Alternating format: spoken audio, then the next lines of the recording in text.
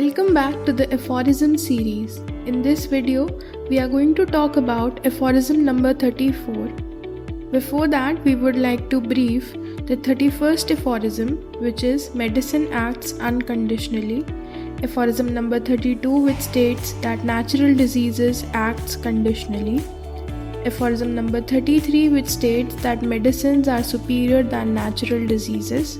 And aphorism number 34, which states dissimilar diseases does not cure, but similar diseases do. Let us start by reading the aphorism.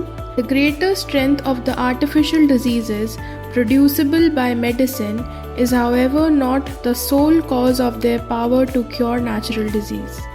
In order that they may effect a cure, it is before all things requisite that they should be capable of producing in the human body an artificial disease as similar as possible to the disease to be cured, which, with somewhat increased power, transforms to a very similar morbid state the instinctive life principle, which in itself is incapable of any reflection or act of memory. It is not only obscures but extinguishes and thereby annihilates the derangement caused by the natural disease. This is so true that no previously existing disease can be cured even by nature herself by the accession of a new dissimilar disease, be it ever so strong, and just as little can it be cured by medical treatment with drugs which are incapable of producing a similar morbid condition in the healthy body. अब इस aphorism के through doctor Hahnemann ये बता रहे हैं, अगर हमने natural disease को क्योर करना है तो हम एक आर्टिफिशियल डिजीज़ प्रोड्यूस करते हैं मेडिसिन से।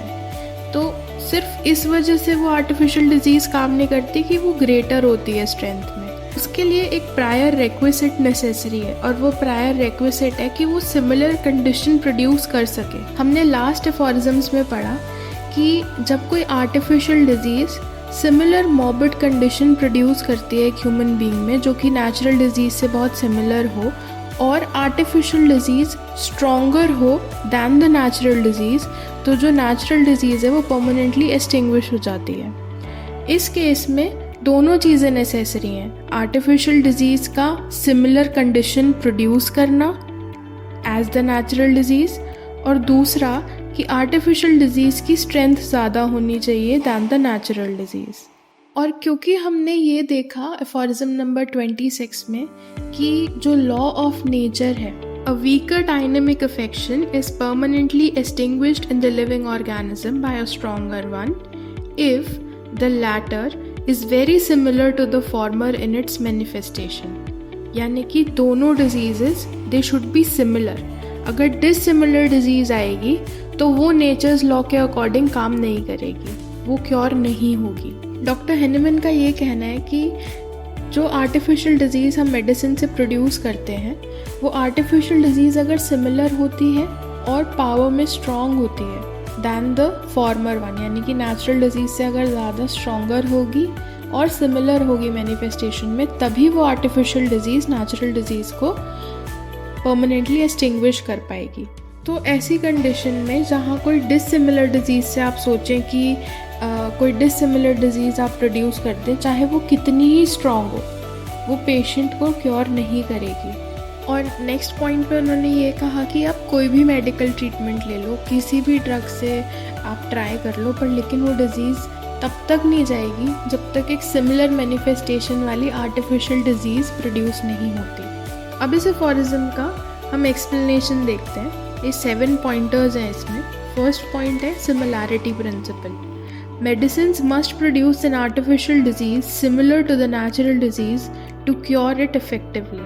पहला पॉइंट। दूसरा, increased power.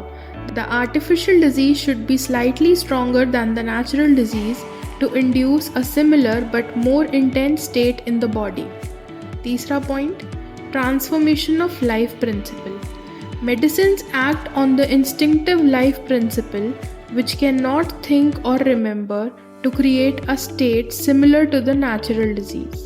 इस पॉइंट के थ्रू डॉक्टर हेनेमन बोल रहे हैं कि मेडिसिन हमारे इंस्टिंक्टिव लाइफ प्रिंसिपल पे एक्ट करता है। इंस्टिंक्टिव लाइफ प्रिंसिपल क्या है? It is the vital principle और the vital force.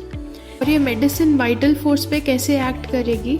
It creates a state जो कि नेचुरल डिजीज से बहुत सिमिलर हो पर लेकिन स्ट्रॉन्गर हो, ताकि जो वीकर अफेक्शन है वो स्ट्रॉन्गर अफेक्शन के आते ही एक्सटिंग्विश हो जाए।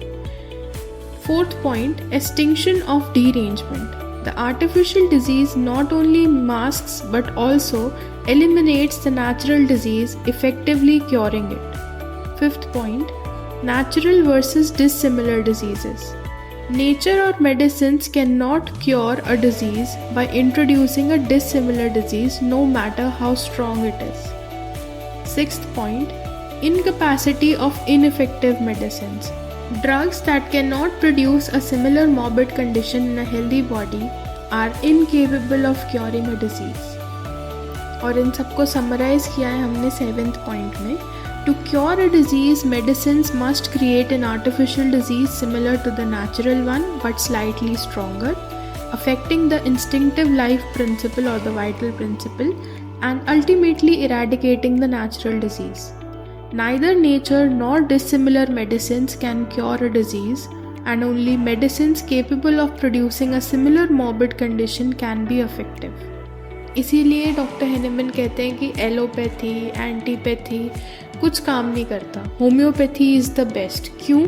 क्योंकि homeopathy works on the principle of law of similia, वो सिमिलर पे काम करती है।